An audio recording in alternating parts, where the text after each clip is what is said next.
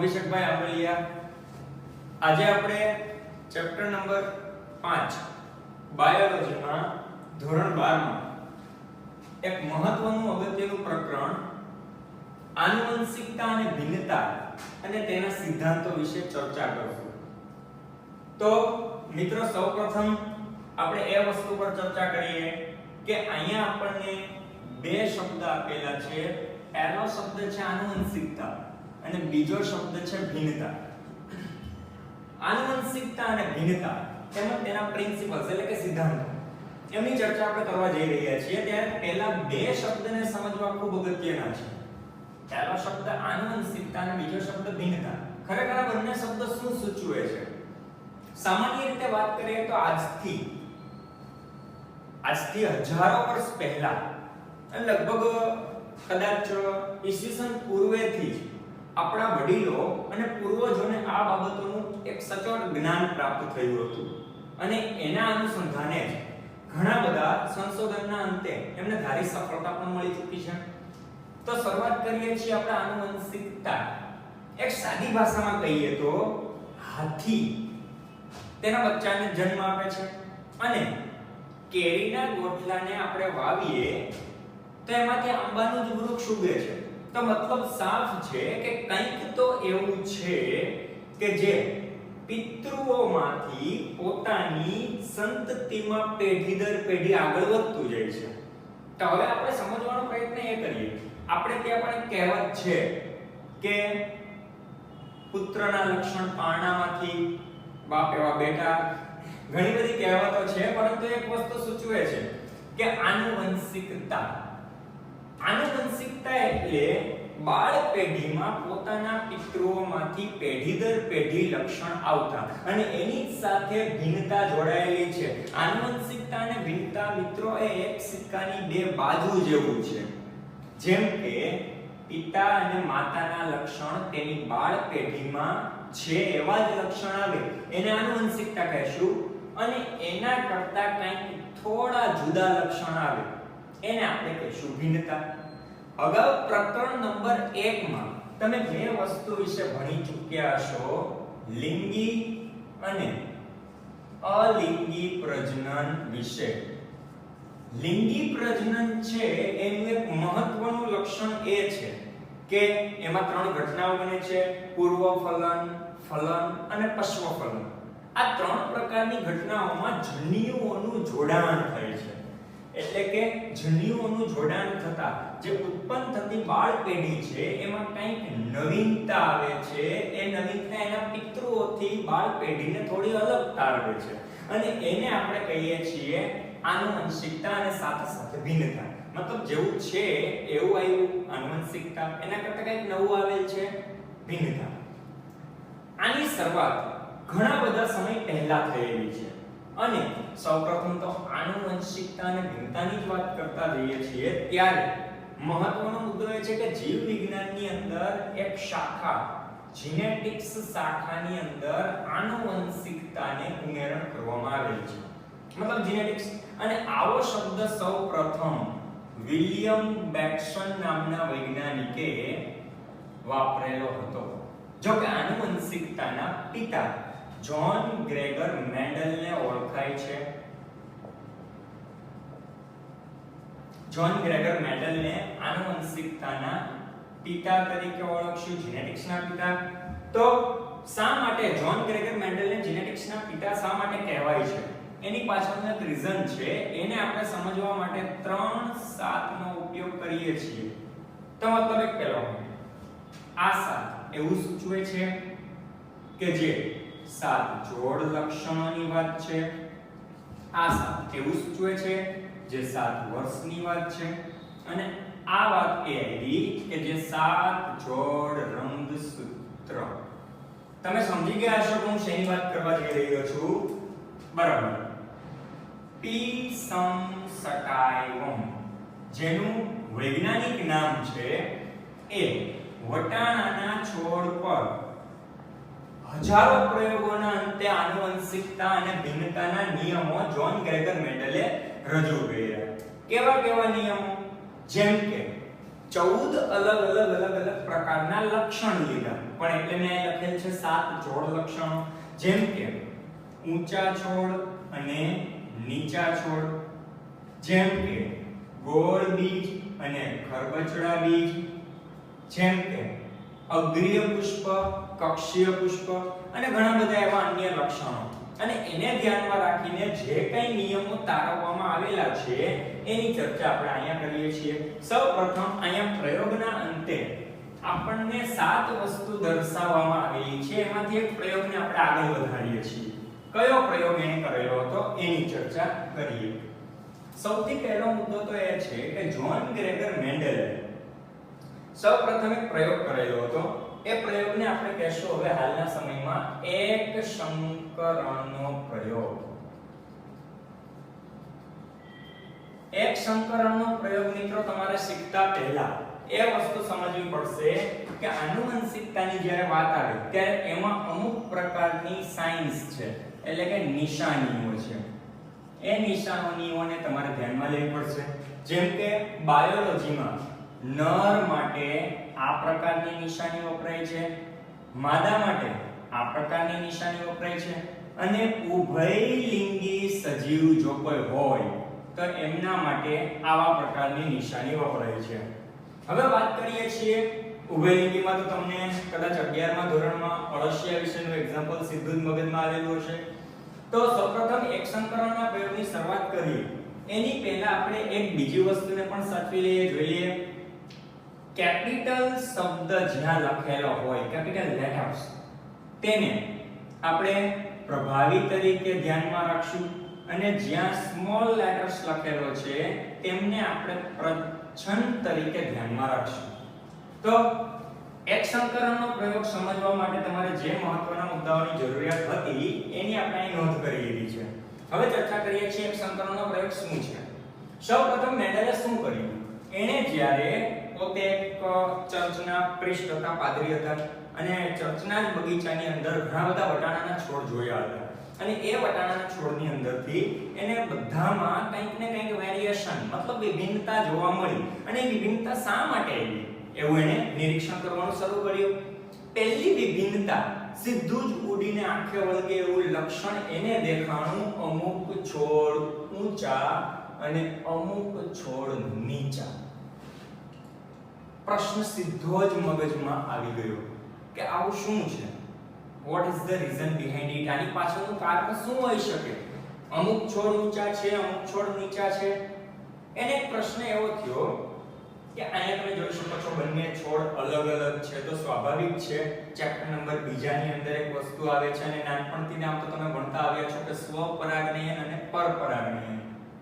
તો એણે એ વસ્તુ ઉપર સંકરણ કરવાનો પ્રયત્ન શરૂ કર્યો કે સંકરણ, ક્રોસ બ્રીડિંગ શું છે. એમણે ઊંચા છોડ છે એમને અને નીચા છોડને એક સંજ્ઞા દ્વારા ઓળખવાનું શરૂ કર્યું. ઊંચા છોડને કેપિટલ T તરીકેની સંજ્ઞા ધ્યાનમાં રાખેલી છે, ખાસ શીખતા જઈએ, અને નીચા છોડને એને સ્મોલ t તરીકેની સંજ્ઞા દર્શાવેલી છે. આ મતલબ એક સાપ છે કે અહીં તમે પણ સમજી શકો છો કે ઊંચા છોડ કેપિટલ વડે દર્શાવ્યા છે, પ્રભાવી લક્ષણ દર્શાવે છે, નીચા છોડને સ્મોલ તરીકે દર્શાવે, મતલબ પ્રચ્છન્ન લક્ષણ દર્શાવે છે. અહીંયા એને બે અલગ અલગ છોડ છે, એટલે સ્વાભાવિકપણે કોઈ વસ્તુ કહી શકાય કે અહીંયા ફરજિયાતપણે પરપરાગનયનની જ ક્રિયા દર્શાવવી પડે. પરપરાગનયન કરતા શું થયું?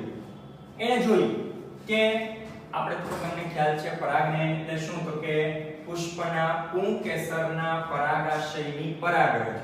પુષ્પના પુંકેસરના, આખું પુંકેસર તંતુ તરીકે ઓળખાય છે, એમાં પરાગાશયની પરાગરજ પુષ્પના સ્ત્રી કેસર પર સ્થાપિત થાય, એને આપણે સ્વાભાવિક રીતે પરાગનયન કહીએ છીએ. પરંતુ જો મિત્રો બે વનસ્પતિ અલગ અલગ હોય, એમાં એક વનસ્પતિના પુષ્પના પુંકેસરના પરાગાશયની પરાગરજ બીજી વનસ્પતિના પુષ્પના સ્ત્રી કેસરના પરાગ આસન પર સ્થાપિત થાય, તો એમને આપણે કહીશું પરપરાગનયન. અને પરપરાગનયન એ એક ચોક્કસ પ્રકારની લિંગી પ્રજનનની ઘટના છે.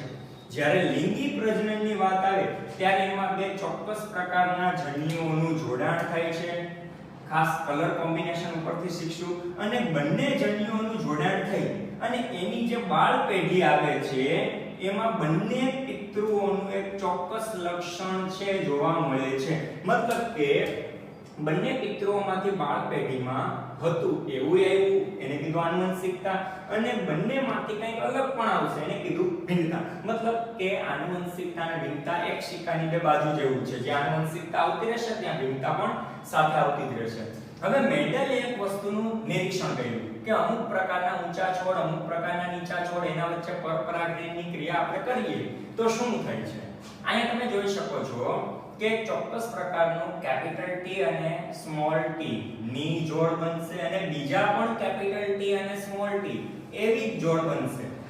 એક નિયમ જીનેટિક્સનો એ પણ યાદ કરાવી દઉં મિત્રો કે જ્યારે આવા બે અલગ અલગ પ્રકારના લક્ષણો હોય ત્યારે યાદ રાખજો, આને આપણે કહેશું સમજન્યુ ઊંચા, આને આપણે કહેશું સમજન્યુ નીચા, પરંતુ આને આપણે કહેશું વિષમજન્યુ, પરંતુ લક્ષણ એનું હશે સ્વરૂપનું ઊંચા. બંને છોડ ઊંચા થયા હશે. એવો પ્રશ્ન થતો હશે કે સાહેબ આવું કેમ?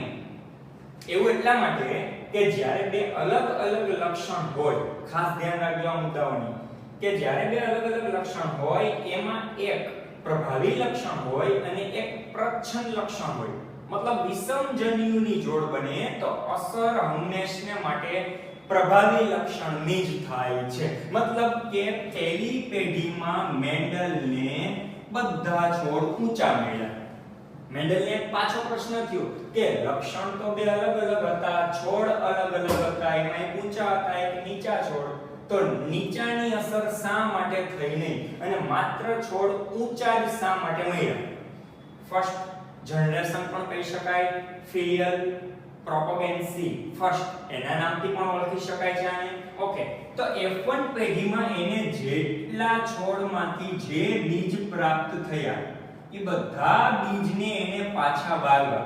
મતલબ કે ચર્ચમાં ને ચર્ચમાં પોતે એક પાદરી તરીકેની તો ફરજ બજાવતા હતા, પણ એક જીનેટિક્સ તરીકેના મુદ્દાઓની નોંધ પણ અલગ તૈયાર કરતા હતા.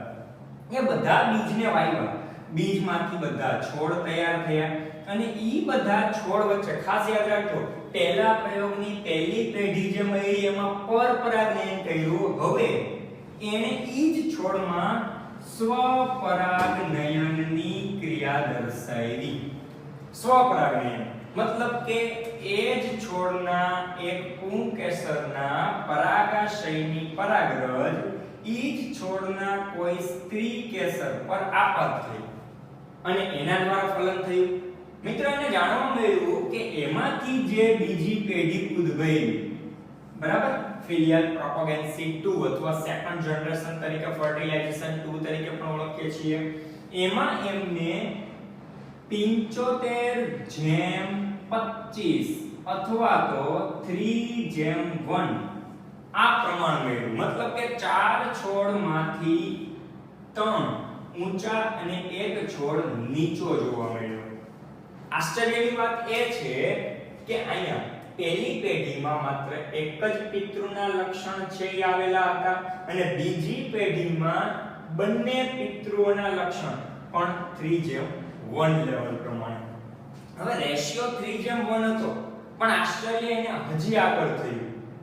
આશ્ચર્યની વાત એ હતી કે અમુક છોડ જે ઊંચા રહ્યા અને અમુક છોડ જે નીચા રહ્યા, લક્ષણ તો બંને પિતૃઓનું હતું જ, પણ અમુક છોડ એને જે જોઈતા હતા એવા મળ્યા નહીં.